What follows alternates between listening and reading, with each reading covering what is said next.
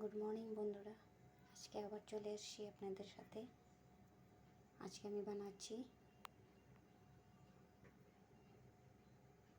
চালটার টক। আর আশা করি আপনারা সবাই ভালো আছেন, আমিও ভালো আছি।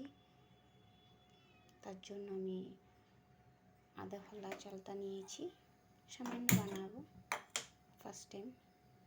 তো দেখছি, তো জল ফুটার তো হবে।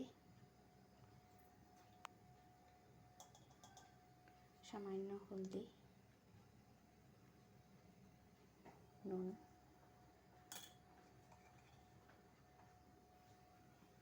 দিয়ে ফুটিয়ে নেব।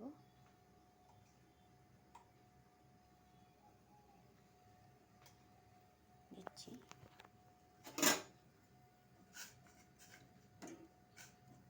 এবার মিডিয়াম ফ্লেমে করে ঢেকে দেব।